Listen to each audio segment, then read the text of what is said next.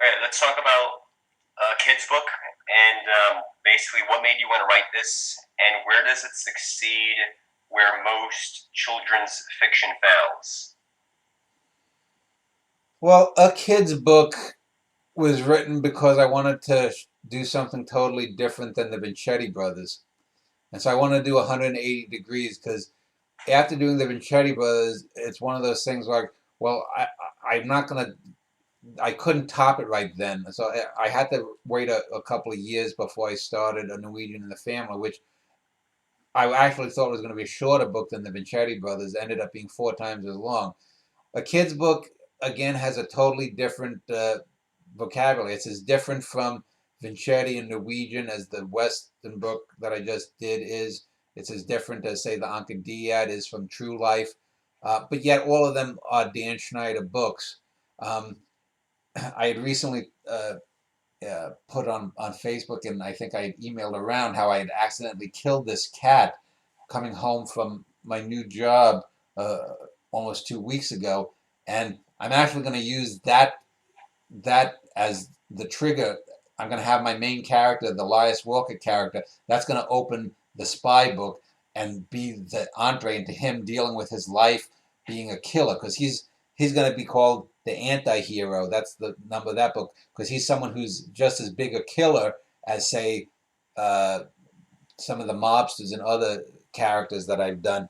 But and so I've always had an affinity for animals, and in this book, I have all of the cats that I've ever owned, and even Jessica, my wife, owned, and they basically go through an adventure. And I patterned loosely patterned it after Pinocchio, which Pinocchio is maybe arguably I think maybe the greatest children's book, and I say children's book. Uh,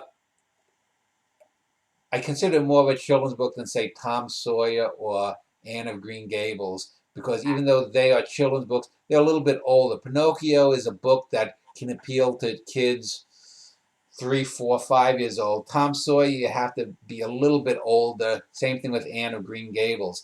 So I was looking to do something that worked at that level, but I also wanted to do a book that also worked on a meta level. So I have two versions of a kid's book. There's the purely kids book, which is the story of the cats that are able to talk and whatnot, and then there's the meta book that has that book with also commentary between uh, two characters that are recurring.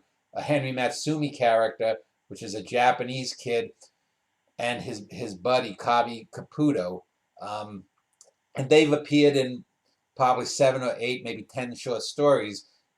Henry Matsumi is also the star of his own novel, The Scorpion Swam. And Henry Matsumi is, along with Manny Cole from the New York Quartet, one of my two literary alter egos.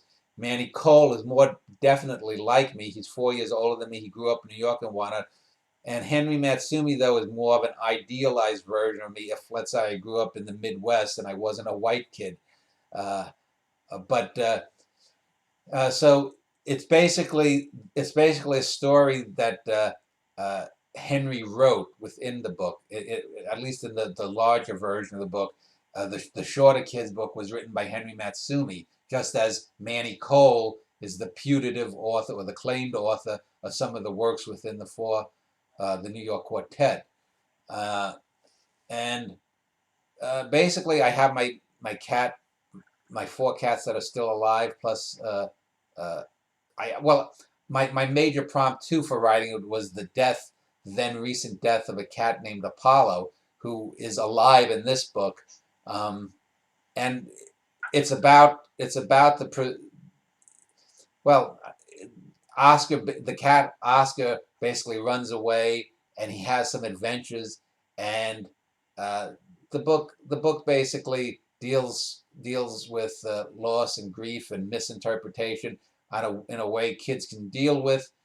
Um, but then it turns out, like in all books, it's the classic trope of it turns out to be just a dream, and in the end, uh, the cats all get old and they die, but it's also a book that to help acclimate kids to loss and death too. So it does a lot of that, and like I said, It, it, it's loosely got a similar structure to Pinocchio. It's a little bit more advanced than something like, Where the Wild Things Are or the Dr. Seuss kind of books. Uh, but it's not too advanced. But it can also work on a more adult level too. So because it does that, uh, as far as I know, I don't know of any books that can be read as, you know, a book for a 4 or 5 year old, but also work on an adult level.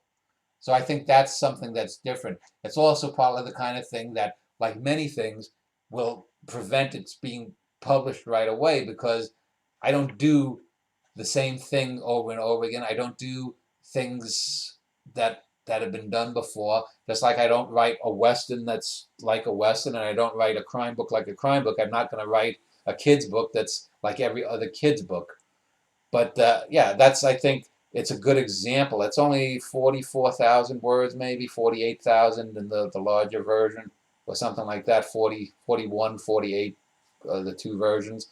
Uh, but overall, it works and works very well. And I think there will be a lot of people who might hate a lot of the other my works, my prose works, but they might love this book. And in the other way, people who like certain types of books that I've done will hate a book like this or some other type books. But that's one of the things. If you cast a wide net, you're not going to please everyone. But I don't write to please other people. I write to as I said, art is a translation of reality, and artists are translators of reality. And each of the books deals with things, but not just one thing. There's not one single message. I don't do bumper sticker art.